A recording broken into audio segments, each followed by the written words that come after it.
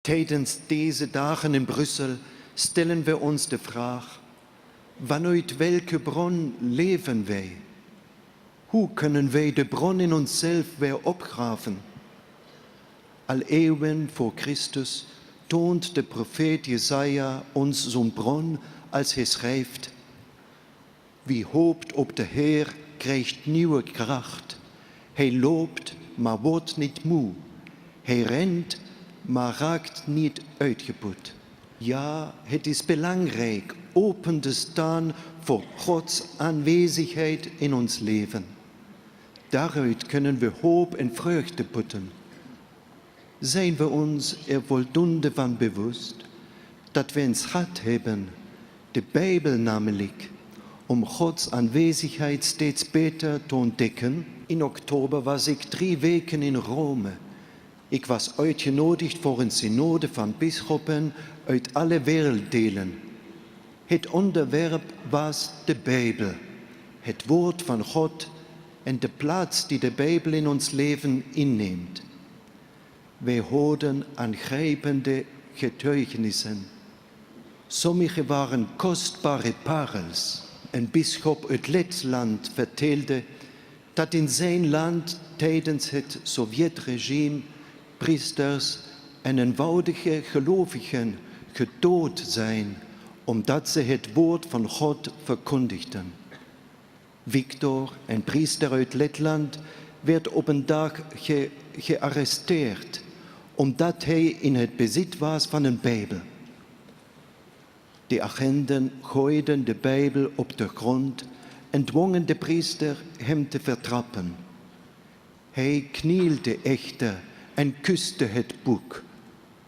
Toen werd hij veroordeeld tot 10 jaar dwangarbeid in Siberië.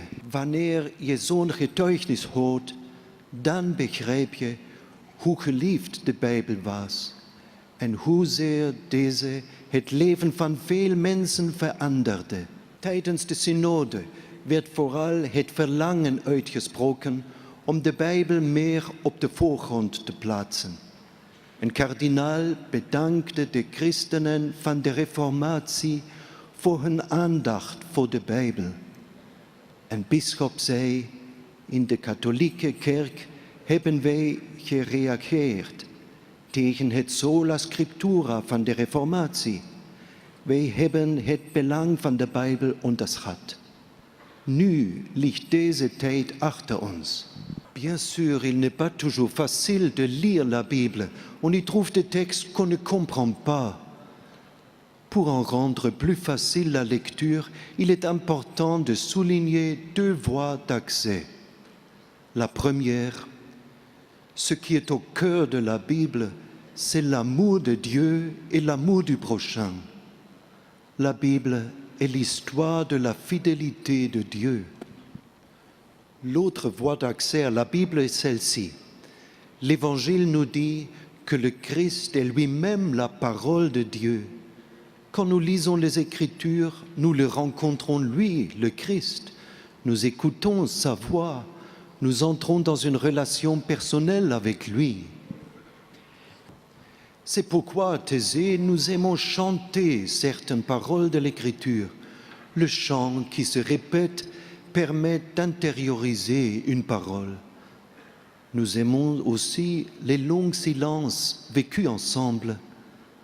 Dans le silence, telle ou telle parole peut grandir en nous.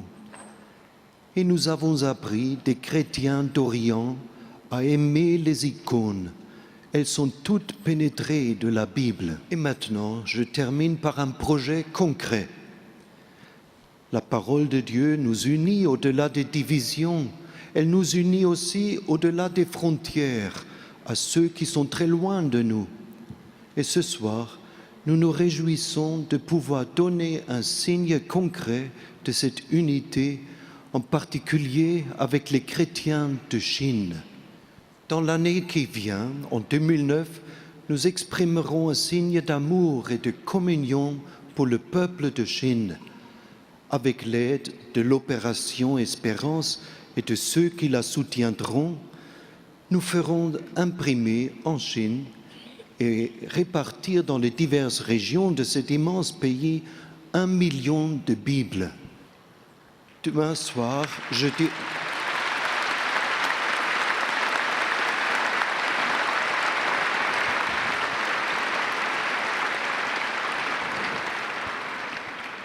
Demain soir, je dirai quelques mots du message à l'Union européenne que vous avez trouvé dans la lettre du Kenya.